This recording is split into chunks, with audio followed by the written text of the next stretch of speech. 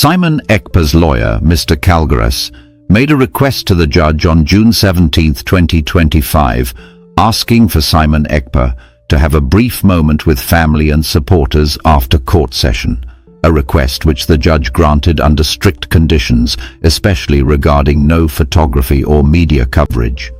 Despite the court's clear ban on photos and videos, some individuals who met Simon Ekpa afterward took pictures and posted them online, violating the official court rules published earlier on May 30, 2025. One key violator was Ngozi Orubueze, the Deputy Prime Minister of the United States of Biafra, who shared pictures and videos of Simon Ekpa's court meeting on social media, which angered both the presiding judge and Simon Ekpa's legal team. The judge sent a formal warning to Simon Ekpa's lawyer, criticizing the violation of court rules and stating that such acts undermine the dignity and integrity of the court, possibly affecting Simon Ekpa's case negatively. Simon Ekpa's lawyer, Kalgaras, later wrote to Ngozi Orubueze, warning her that her actions and social media posts were jeopardizing Simon Ekpa's chances of freedom and urging her to stop sharing misleading information. The prosecution used Ngozi Orubueze's activities to accuse the United States of Biafra, USB, of propaganda and extortion, citing a $100 book allegedly used to fund arms procurement in southeastern Nigeria. The book in question, the USB Constitution, is reportedly being sold on Amazon. The Finnish prosecution also accused USB leadership of exploiting supporters, charging $100 for the Constitution plus $75 for shipping, suggesting the funds were being used to support insecurity in Nigeria. Ngozi Orubueze had also falsely claimed on social media that Simon Ekpa's trial ended on June 18th, with judgment expected by September. However, verified Finnish sources and court documents confirmed the trial was still ongoing, with hearings scheduled till the end of June. Simon Ekpa's lawyer warned that spreading inaccurate updates is harming Simon Ekpa's defense, especially given the serious charges of terrorism and incitement of violence brought by the Finnish government and the Nigerian government. Meanwhile, officers of the Nigerian Department of State Security Service, DSS, have arrived in Finland, intending to testify against Simon Ekpa with documents and witnesses in the upcoming sessions, signaling that the trial will intensify before concluding by June 30th, 2025. It was the morning of Tuesday, June 17, 2025, and the air outside the Finnish District Court in Helsinki felt heavy with anticipation. For days now, people had gathered outside the building, quietly holding signs, whispering prayers, or simply standing in silent hope. Some were citizens of Finland who had taken an interest in the ongoing trial. Others had traveled long distances, some from across Europe and others even farther, all because of one man, Simon Ekpa. Simon Ekpa, a political activist and self-declared Prime Minister of the United States of Biafra, was facing terrorism-related charges in a Finnish courtroom. His case had grown from a local legal matter into an international affair, drawing attention from both the Nigerian and Finnish governments, human rights organizations, and ordinary people in the southeastern region of Nigeria, where Simon Ekpa's activities had stirred strong feelings, both of admiration and concern. The June 17th session began as usual, with tight security, stern-looking officers posted at every hallway corner, and journalists keeping a careful distance, scribbling notes and quietly recording audio updates. The judge presiding over the case, whose reputation for fairness had been praised in the local Finnish press, entered the courtroom precisely at 9 o'clock a.m. He adjusted his glasses, looked calmly over the room, and called the case to order. Simon Nyoku Ekpa sat quietly with his defense lawyer, Mr. Kalgaras, a Finnish attorney who had taken on the complex task of defending a man caught in the storm of international politics, allegations of armed conflict, and digital activism. The day's proceedings began with the continuation of the Finnish prosecutor's presentation of evidence. The prosecutor, supported by members of the Finnish National Security Division, submitted a fresh set of documents and digital records, including social media activity allegedly posted by Simon Nyoku Ekpa or associated accounts.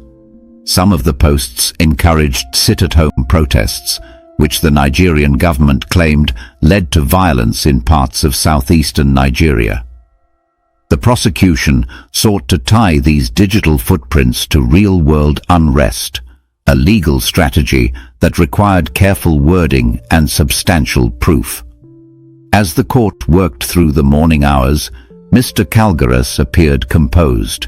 He occasionally whispered something to Simon Nyoku Ekpa, who responded with a calm nod or brief glance. The atmosphere was tense, but not unexpected. This had become the norm during the high-stakes trial. However, as the session neared its conclusion, something happened that would soon send waves of tension and confusion far beyond the courtroom walls. Near the end of the proceedings, Mr. Kalgaras made a request. He rose respectfully, adjusted his tie, and turned to the judge with a quiet plea. He asked if his client, Simon Nyoku Ekpa, could be allowed a short moment after the session to meet with family members and some supporters who had traveled far to be present in court. The request was not unusual. In sensitive trials, especially ones with high emotional and political stakes, judges sometimes allowed such moments as a gesture of humanity. The presiding judge paused, clearly weighing the decision. Finally, he agreed, but with strict conditions. The judge emphasized that there must be no photography or video recordings, no media involvement, and no social media updates about the private meeting. The agreement was based on trust, and the judge made it clear that any violation of these rules would be treated as a serious offense that could influence future decisions in the case.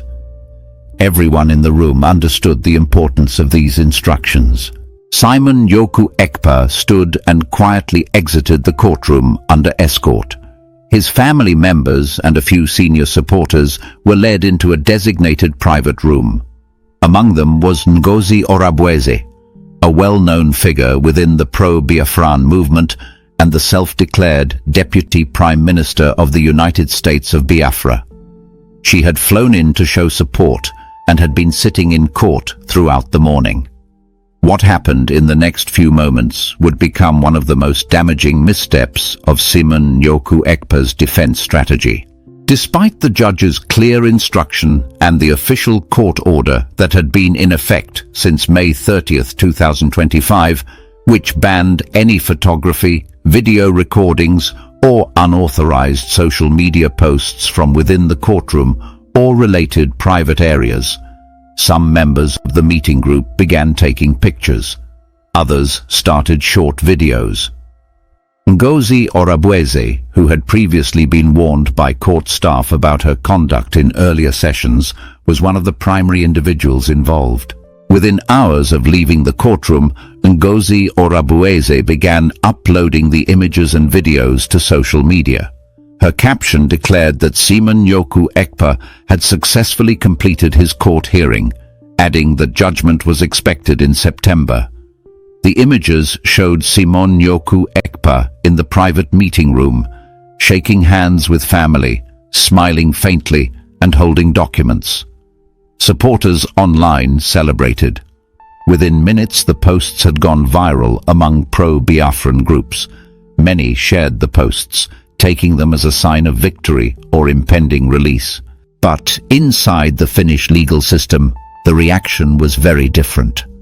By that evening, the judge's office had received multiple complaints and screenshots of the circulating posts. The judge was reportedly furious, not only because his direct instructions had been ignored, but because the breach happened in a space that was meant to be private, a privilege granted out of respect. Now, that privilege had been abused. The following morning, a formal warning was issued to Mr. Calgaras. The document, signed by the judge himself, stated that the behavior of Simon Yoku Ekpa's supporters, particularly that of Ngozi Orabueze, had violated court rules and endangered the integrity of the trial. It warned that such behavior could have legal consequences and potentially influence the final judgment. The judge emphasized that the court must not be turned into a theater of political showmanship or social media performance. The Finnish justice system demanded neutrality, discipline, and adherence to law. This moment became a turning point. Mr. Calgaras was deeply troubled. He knew that in trials involving terrorism charges and international security concerns, public perception mattered, but court conduct mattered even more. He immediately contacted Ngozi Orabueze, issuing a stern letter. In the letter, which later leaked online, he condemned her actions, warned that she was endangering the chances of Simon Yoku Ekpa's release, and asked her to delete the posts and refrain from making further misleading public statements.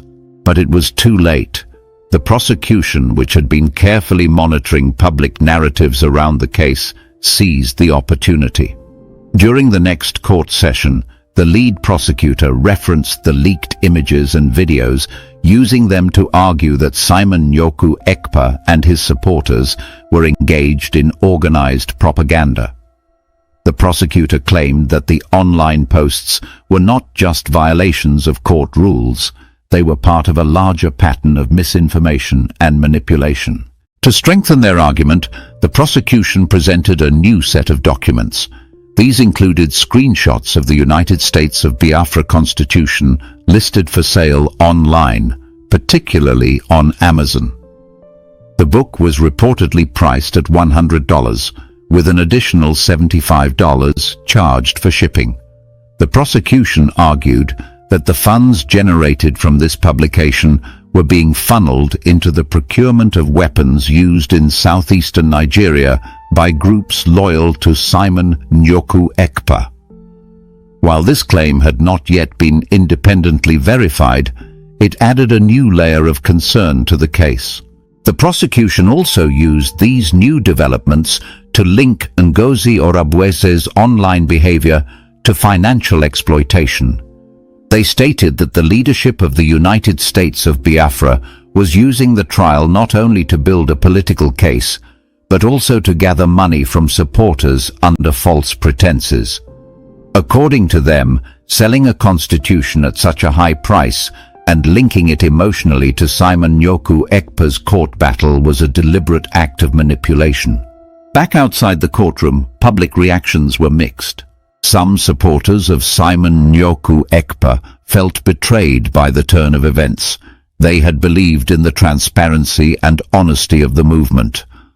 Others continued to defend Ngozi Orabueze, arguing that the posts were simply a celebration of courage, not intended to interfere with legal processes. Within the inner circle of the movement, however, there was rising tension. Several leaders reportedly confronted Ngozi Orabueze privately, urging her to stop her social media activities until the trial was over. In a later statement, Simon Yoku Ekpa's lawyer reiterated that spreading false or premature information, especially about the court schedule or possible judgments, was damaging to the defense. He emphasized that Simon Yoku Ekpa's trial was ongoing and that no final judgment would be made until all witnesses had testified and all documents had been reviewed, something expected to take place through the end of June. At this point, another development shook the case. On June 19, 2025, it was confirmed that officers from the Nigerian Department of State Security Service had officially arrived in Finland. These agents brought with them folders of documents, audio recordings, and at least 2 witnesses who were expected to testify against Simon Njoku Ekpa. The Finnish court allowed this collaboration under strict supervision, ensuring that Finnish laws were respected. However, the arrival of Nigerian agents signaled that the trial was entering its final and most intense phase. The courtroom on June 20th, 2025, was expected to host new testimonies from the Finnish prosecution, responses from Simon Njoku Ekpa's legal team, and possibly counter-testimonies from expert witnesses who had been flown in from Brussels and Geneva. These international witnesses were expected to speak about freedom of speech, the rights of political dissidents, and how governments often criminalized activism. Arguments that might work in Simon Njoku Ekpa's favor, but the damage from the social media violation lingered. The judge had not yet announced whether any formal penalties would be issued for the incident.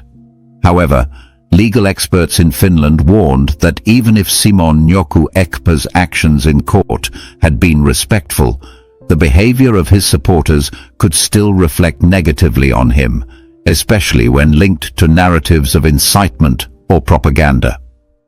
As the trial moves forward, what is becoming clearer is this. Simon Njoku Ekpa's fate will not be determined by ideology alone. It will rest on the evidence presented, the testimonies heard, and the court's interpretation of actions, both inside and outside the courtroom. And in that delicate balance, every mistake, every word, every post could tilt the scale in either direction. Now, with the final hearings approaching, the eyes of many remain fixed on Helsinki. Supporters pray for a favorable outcome. Critics demand accountability. And the court itself, bound by its rules and guided by law, prepares for what may be the most consequential decision in its recent history. As the morning light of June 18, 2025, poured through the tall windows of the Finnish District Court building in Helsinki, a heavy silence hung over the courtroom. It was not the same kind of silence one finds at the beginning of any normal day of hearings. This silence was strained, loaded with tension, disappointment, and caution. Everyone in that room, from the Finnish judge to the attorneys seated at their desks, the quiet guards by the door, and even the observers seated neatly in the back rows, was aware that the atmosphere had shifted. Something had broken the trust that had been carefully established in the courtroom over several weeks of proceedings. Simon Njoku Ekpa sat solemnly in his usual seat, his dark suit perfectly pressed, his hands folded calmly on the table. He appeared composed, but not indifferent. His eyes were fixed on the judge with a certain seriousness that conveyed respect, but also concern. His lawyer, Mr. Calgaris, sat beside him with a small stack of printed documents and a grim expression on his face. His posture told its own story, of stress, of strategy, and of the burden of responsibility. The judge entered and settled into his seat, and without the usual pause or pleasantries, he opened with a statement that echoed across the courtroom. He began by referencing the previous day's events. He reminded all present that he had granted Simon Njoku Ekpa the rare privilege of a post-courtroom meeting with his family and a select group of supporters based entirely on good faith and mutual respect. He had done so because he believed in fairness and because he understood the emotional weight of a trial like this. But that goodwill, he stated firmly, had been betrayed. His voice did not rise in anger, but the firmness in his tone was unmistakable. He described the videos and photos shared online, content that should never have been created, let alone published, and explained that such actions were not only disrespectful to the court's rules, but also deeply damaging to the very case that the defense was trying to build. He looked directly at Mr. Calgaris and then at Simon Njoku Ekpa. And though his gaze did not linger, it carried a warning. He made it clear that this would be the last time such leniency would be extended. Any further violations, intentional or not, would lead to disciplinary consequences, including the possibility of denying future requests, tightening access to court documents, or in more serious cases, filing contempt charges.